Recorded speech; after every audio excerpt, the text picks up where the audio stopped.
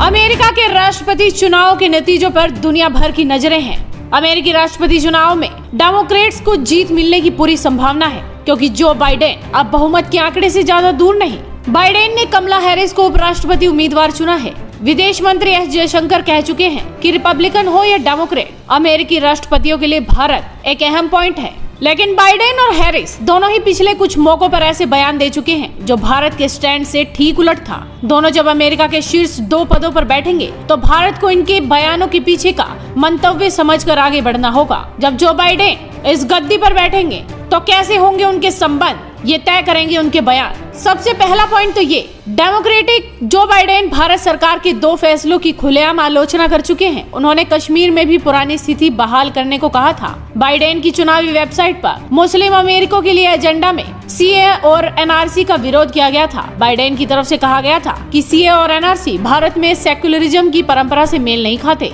दूसरा पॉइंट ये कि पाकिस्तान के प्रति नर्म रहे हैं बाइडेन, अरबों डॉलर भी दिए। जो बाइडेन खाटी डिप्लोमेट हैं, पाकिस्तान की कई मौकों पर तरफदारी कर चुके हैं। 2008 में उन्हें हिलाले पाकिस्तान से नवाजा गया था।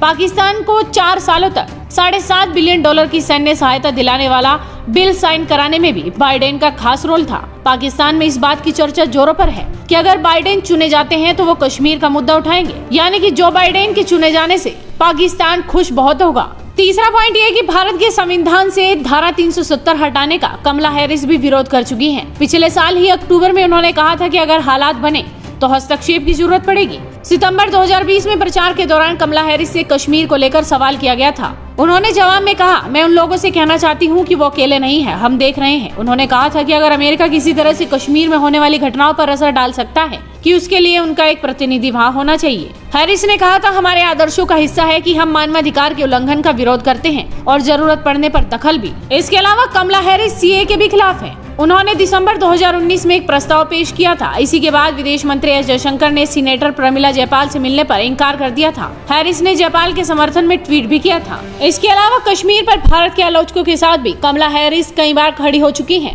यानी कि साफ तौर पर कहा जाए कि अगर जो बाइडेन अमेरिकी राष्ट्रपति के पद पर बैठते हैं तो भारत को सोच समझकर उनके साथ रिश्ते बनाने होंगे। ऐसे में देखना होगा अमेरिकी राष्ट्रपति चुनाव में जीत किसकी होती है। इस वीडियो को शेयर कीजिए, साथ ही आपके अपने चैनल हेडलाइंस इंडिया को सब्सक्राइब कीजिए।